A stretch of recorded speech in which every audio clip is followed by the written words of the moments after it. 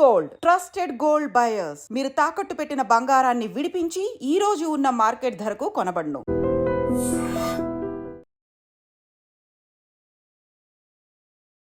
నమస్కారం, welcome to I dream. ధర్మ మార్గం విత్ విజిత కార్యక్రమానికి స్వాగతం.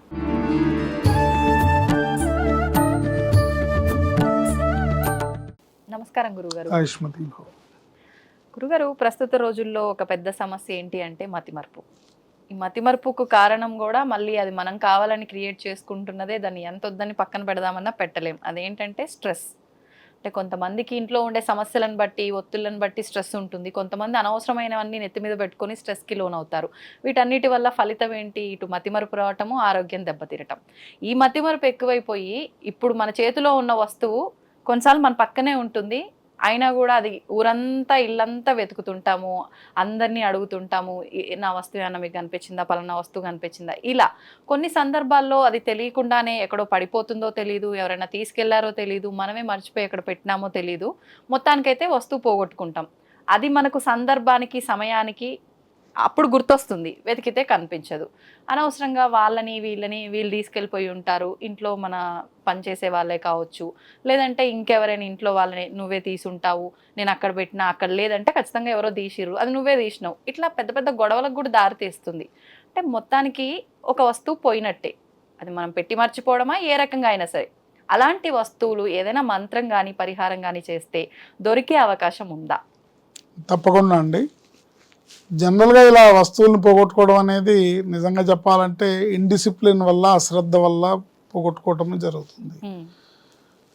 పోగొట్టుకోవడం అనే కన్నా కూడా దాన్ని ఎక్కడో అశ్రద్ధతో పడేస్తే, దాన్ని ఎవరో చూడకుండా ఏదో తోసేస్తే, అది ఎక్కడికో మూలకి వెళ్ళిపోయి కూర్చుంటే ఇల్లంతా వెతికి నానా హంగామ అందరినీ రచ్చ రచ్చ చేసేసి అందరినీ నువ్వు తీసావా, నువ్వు చూసావా అని అది తీరా చూస్తే ఎక్కడో ఏ మూల పడుకుని ఉంటుంది. అది ఇలా జనరల్ కొంతమంది ఉంటారండి, కొంతమంది చాలా డిసిప్లిన్డ్గా ఏ వస్తువు ఎక్కడ పెట్టాలి ఫిక్స్డ్ ప్లేస్ ఉంటుంది వాళ్ళ ఇంట్లో.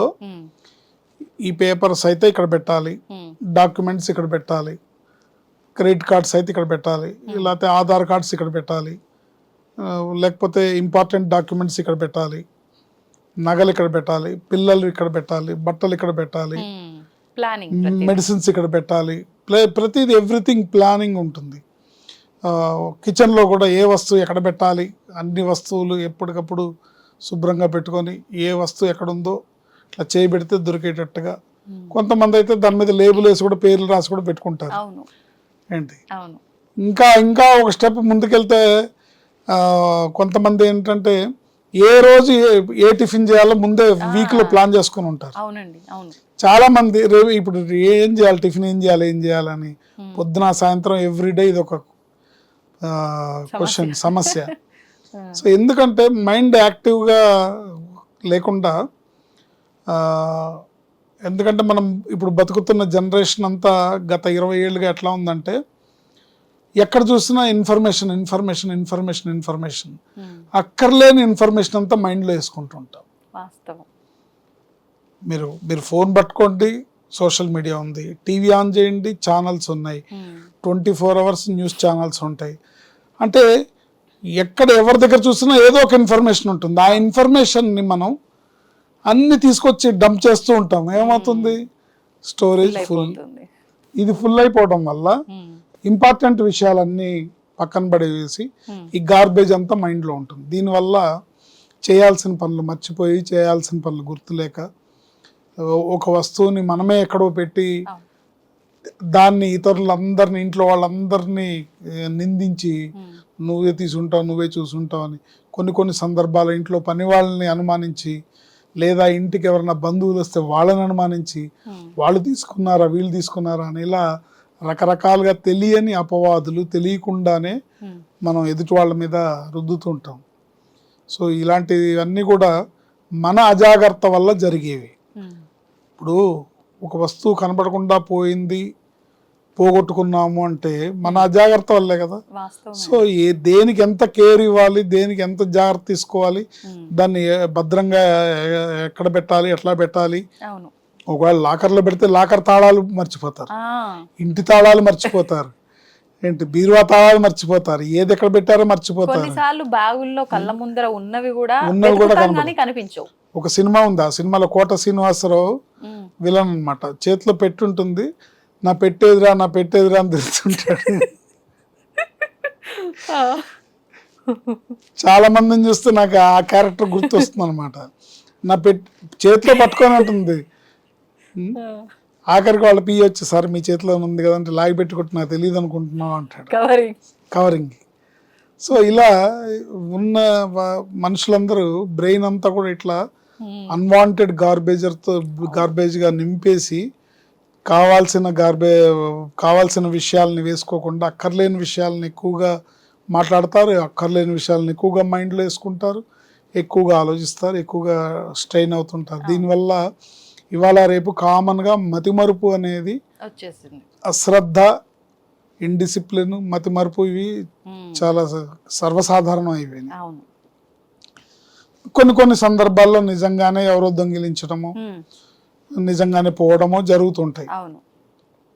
సరే, ఏదేమైనప్పటికీ ఒక విలువైన వస్తువు, ఆ వస్తువు యొక్క విలువ అనేది కొన్ని సందర్భాల్లో దాని విలువ తక్కువైనా అది దాని అవసరం ఎక్కువగా ఉంటుంది. సపోజ్ ఒక టాబ్లెట్ స్ట్రిప్ ఉందో, టాబ్లెట్ స్ట్రిప్ కనపడలేదు, అది 100 రూపాయల టాబ్లెట్ అయినా కూడా ఆ సమయానికి కావాలి కాబట్టి దొరకలేదు అని వెతుక్కుంటుంటారు. కొన్ని సందర్భాల్లో విలువైన వస్తువులు, బంగారు గొలుసులు కానివ్వండి, లేకపోతే ఉంగరాలు కానివ్వండి, లేకపోతే ఆభరణాలు కానివ్వండి, ఇలాంటి కొన్ని సందర్భాల్లో అశ్రద్ధగా ఎక్కడో పెట్టి మర్చిపోవడం కొన్ని సందర్భాలు జరుగుతుంది. కొన్ని సందర్భాల్లో ఎవరో తెలియకుండా తస్కరించడం కూడా జరుగుతుంది. ఇది ఏమైనా జరగచ్చు. ఏదైనా మన జాగ్రత్త వల్ల జరిగింది అనేది ఇంపార్టెంట్. మనం ఎదుటి వాళ్ళకి అవకాశం, దొంగకి అవకాశం ఇస్తేనే కదా వచ్చి దొంగతనం చేస్తాడు. తలుపులు తీసిపెట్టి రా బాబు అంటే వస్తాడు కదా, రాకుండా ఉంటాడు ఏంటి? సో అలా ఏదైనా మనం విలువైన వస్తువులు పోగొట్టుకుంటే మటుకు, ఎప్పుడైనా కనపడలేదు, అయ్యో విలువ ఇది నాకు నష్టపోయాను అనుకుంటే కనుక దీనికి ఒక అద్భుతమైన మంత్రం ఉంది, కార్తవీర్యార్జున స్వామి మంత్రం. అయితే మామూలుగా మహామంత్రం వేరేగా ఉంటుంది, మహామంత్రాలు మీడియా ముఖంగా చెప్పకూడదు. అందుకని ఎవరైనా చదువుకునే మంత్రాన్ని నేను చెప్తాను. సుమంతో సుమంతో శ్రీ కార్తవీర్యార్జునాయ నమః. ఈ మంత్రాన్ని ఎవరైనా చదువుకోవచ్చు, ఎవరైనా జపం చేసుకోవచ్చు. మీకు మీ వస్తువు ఏది కనబడకపోయినా సరే ఈ మంత్రాన్ని చదువుతూ వెతికితే తప్పకుండా దొరుకుతుంది. సుమంతో సుమంతో శ్రీ కార్తవీర్యార్జునాయ నమః. కార్తవీర్యార్జునుడు అనే మహారాజు గొప్ప దత్తభక్తుడు అన్నమాట.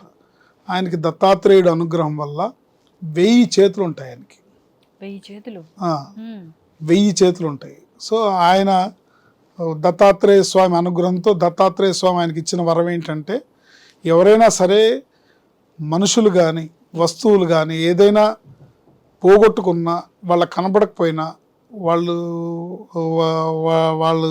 అది దొంగిలింపబడినా, ఏం జరిగినా సరే వాళ్ళు నిన్ను ఈ మంత్రంతో స్మరిస్తే నువ్వు నీ అనుగ్రహంతో నువ్వు వాళ్ళకి వెతికి తెచ్చిపెట్టి, తనకున్న 1000 చేతులతో వెతికి తెచ్చిపెట్టి ఇస్తాడనమాట. సుమంతో సుమంతో శ్రీ కార్తవీర్యార్జునాయ నమః. ఎన్నిసార్లైనా చేసుకోవాలి, దొరికేదాకా చదువుకోవడమే, దొరికేదాకా చదువుకోవడమే, ఏం అవసరం లేదు. అది ఈ మంత్రం చదువుతూ వెతకాలి. సుమంతో సుమంతో శ్రీ కార్తవీర్యార్జునాయ నమః. ఇప్పుడు ఒక గొలుసు కనపడలేదని ఇల్లంతా వెతికేస్తాం కదా, బీరువాలు, బట్టలు మొత్తం అన్ని పీకేసి వెతికేస్తాం కదా. సో ఈ మంత్రం చదువుతూ వెతికితే తొందరగా దొరుకుతుంది, గ్యారంటీగా దొరుకుతుంది. ఎవరన్నా ఇప్పుడు దొంగిలించిన వస్తువు అయితే అది ఇన్వెస్టిగేట్ అవుతుంది, వీళ్ళు దొంగిలించారనే తెలుస్తుంది. అంటే సస్పెన్స్ ఉండదు, ఏమైందో తెలియదు అనేది ఉండదు, క్లారిటీ వచ్చేస్తుంది. ఒకసారి మా ఇంట్లో నవరాత్రుల్లో అమ్మవారికి మేము మండపారాధనలో అమ్మవారి కలశం పెట్టి చైన్ వేసాము. పొద్దున్నే 6ంటికి 5:30, 6 ఆ టైంలో పనమ్మాయి వస్తుంది. బిల్డింగ్ వాచ్మెన్ భార్య పనమ్మాయి.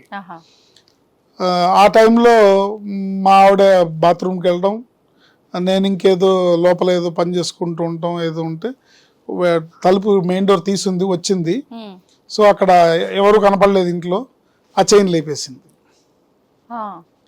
సో మేము సరే అంటే అమ్మవారు నవరాత్రుల్లో ఎట్లా ఉంటుందంటే అమ్మవారి అనుగ్రహం ఎలా ఉంటే అలా జరుగుతుంది. ఇది జరిగిందంటే అమ్మవారు మనలో ఏమైనా దోషం ఉందేమో, పోయింది, అది ఎవరో తీశారు. ఎందుకంటే కలశానికి ఉన్నది మనం ఎక్కడో పెట్టి మర్చిపోవటమో పోగొట్టుకోవడం ఉండదు కదా. ఖచ్చితంగా అది ఎవరో తీశారు. ఇంక ఎవరు తీసుంటారు? మన ఇంట్లో ఉన్నవాళ్ళు. మన ఇంట్లో ఉన్నవాళ్ళు అంత అవసరం ఎవరికి ఉంటుంది? సో దొంగిలింపబడింది.